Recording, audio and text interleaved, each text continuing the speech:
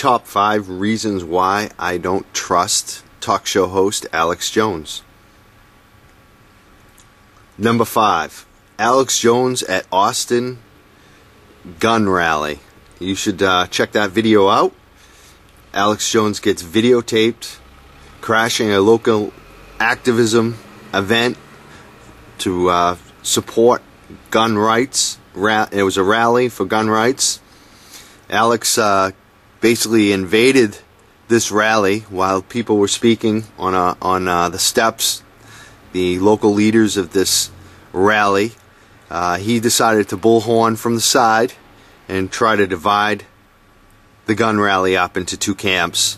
There was sort of a confrontation with one of the leaders of the rally, a woman named Catherine Bleich, who is a known liberty activist, confronting Alex Jones and calling him out and asking him why he was doing that they had invited him to speak at the event and that they would like him to speak from the stairs and in orderly fashion, one person speaking at a time, so that 2 people with amplified sound weren't fighting for the crowd. You know, it's just not, any event I've ever run, any event I've ever been involved in, you don't do that. You don't have 2 people on bullhorns standing in close proximity with the same crowd fighting for sound. I mean, that's just not a way to run an event.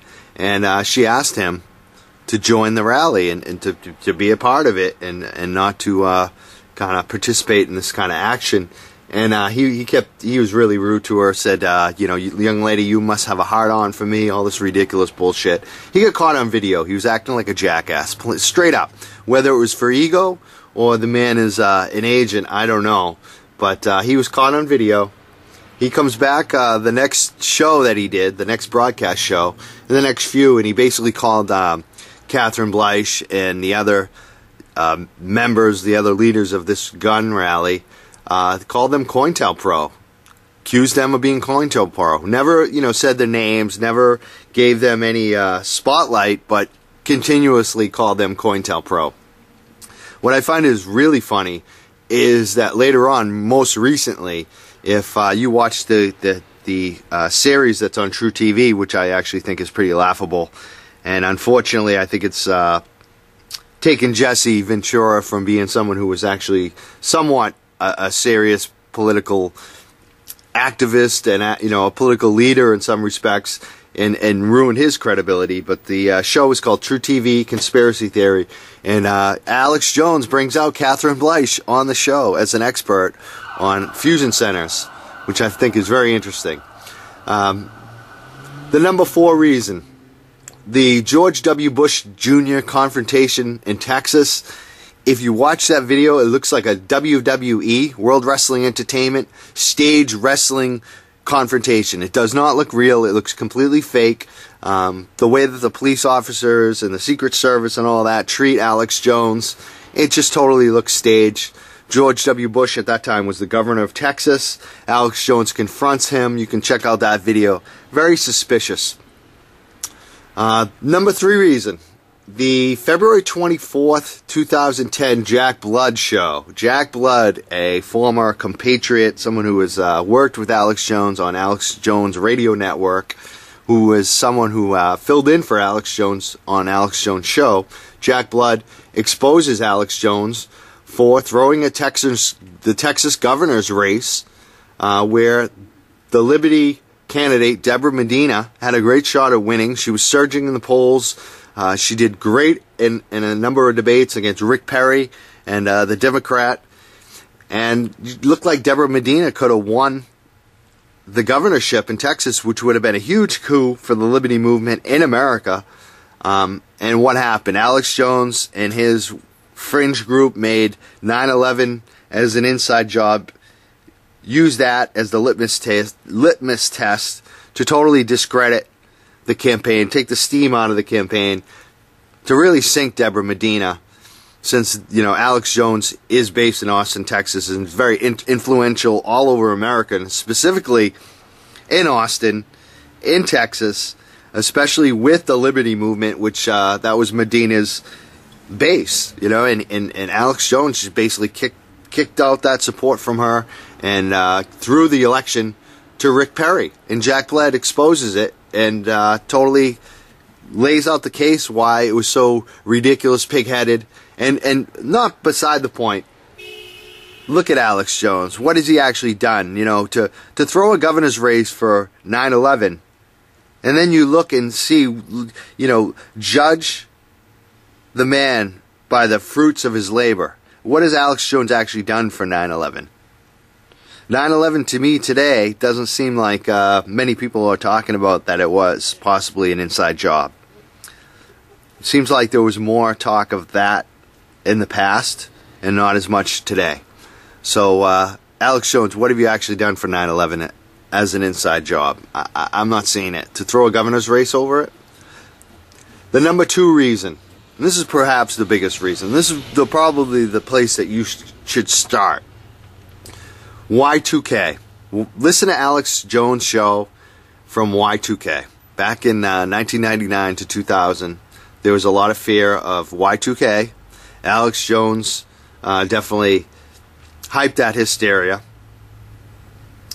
He put out a broadcast that I'm going to call like War of the Worlds. And if you look back, Bill Cooper called him out for this. And I think Bill Cooper was 100% right on the spot calling out Alex Jones for the Y2K broadcast. Alex Jones claimed things like that Russia's Putin was going to attack America and that we were about to be attacked because of Y2K.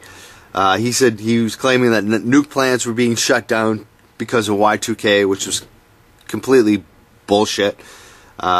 He said trains of military were coming into Austin, Texas, which was more bullshit.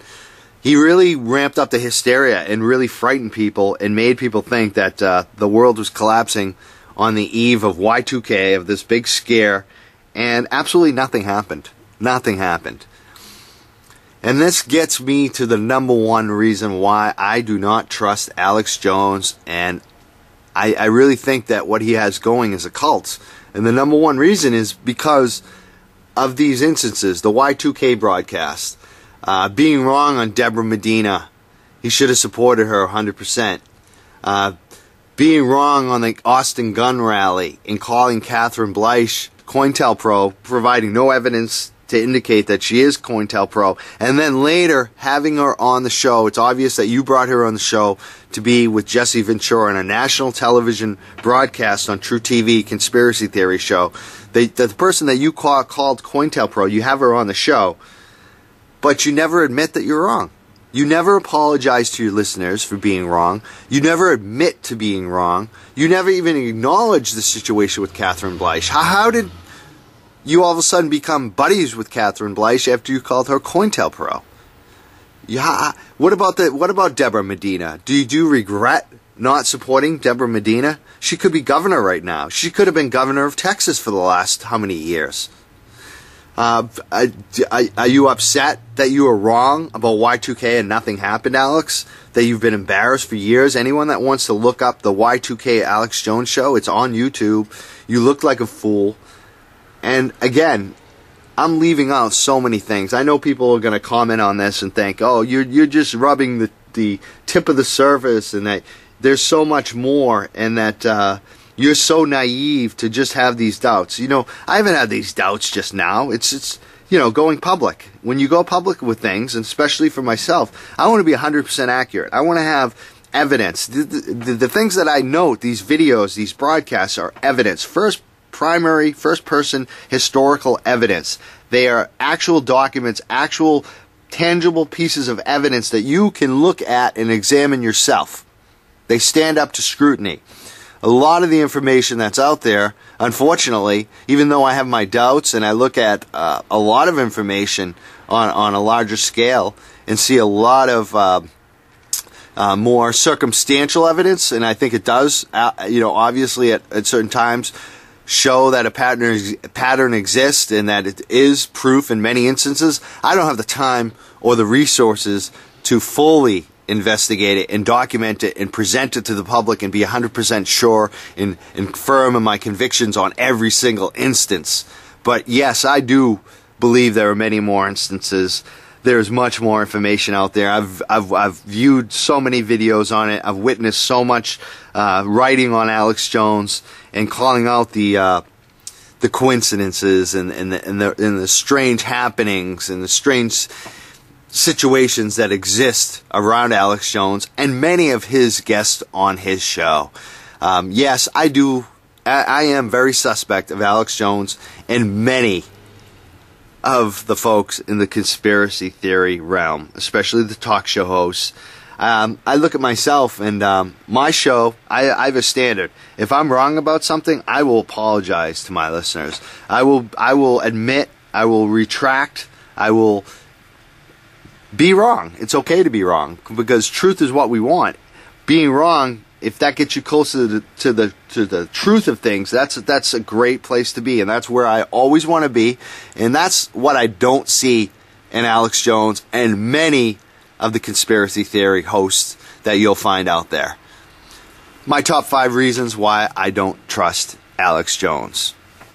And one last thing, speaking on this video, I do not like to call out other activists. I really, in the past, being in organizations, had a lot of conflict and issues with certain people and their actions, and I learned a lot from that past activism, and I've really kind of decided not to be someone that always calls people out. I know I'm good at it, and sometimes I will do it if I really feel it needs to be done. I'm not doing this so much to call Alex Jones out. I am just doing this to provide education and to really ask people to think for themselves on this. When you're doing a show, like I do a show, I do Two Hotheads Where Activism Happens every week on Unregular Radio. I have a certain audience, I have certain supporters that listen in every week, and oftentimes we get into so many different subjects and bring so many different people in there. Sometimes the information can go, can get off track, or maybe it's not 100% accurate, and there's a problem. And oftentimes it's my listeners or my supporters who actually bring up these things, and they question it, and we look into it together, and we often do come to a resolution, and sometimes we are wrong, and that's okay. And that's what I think most broadcasters should aim for. And most people who are looking for the truth, it's okay to be wrong. It's whether or not that person will ever admit being wrong. Will they confront the truth of them being wrong, thinking wrong about something? I think that's really important, and that's what I think Alex Jones really does lack. And I think a lot of these folks in the conspiracy theory industry, they lack it. They throw out all kinds of bullshit, and sometimes they're right, and too often they're wrong. And they never own up to it.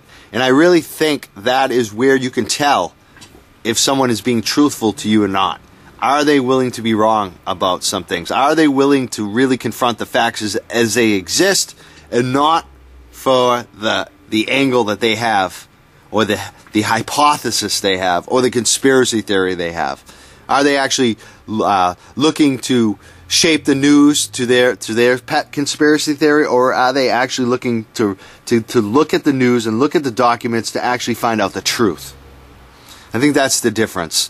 And if you ever find me doing that, let me know. I mean, I'm always willing to look at all evidence. I don't care where it goes. And I think that's the key that separates the true truth seekers and the cult members who support Alex Jones. And I got to say this on Alex Jones. He's very successful, and he has opened up many eyes. I understand that. And I understand that sometimes he does provide good information. But I always say, judge the man by the fruits of his labor. And what are the true fruits of Alex Jones's labor? Yes, he has opened up some eyes, but I also think that he's alienated the masses against truth in many instances. He's definitely divided and conquered a lot of different folks. He's presented false information, hasn't admitted it, hasn't owned up to it. He's also somebody that looks ridiculous in many instances, and he paints himself ridiculous to supposedly get views and sell, but that also doesn't do well with the general public who are trying to move. That doesn't do well when you're trying to do a political activism, political movements. He hasn't had much success. I don't see him making much change. I really don't. Someone like Jack Blood, when you watch his interview from February 24th, 2010, you could see that he was actually involved in real political change, real activism, and really wanted to see Deborah Medina win. And he was really plugged into the realities of the situation and what it takes to bring change. Alex Jones, not so much.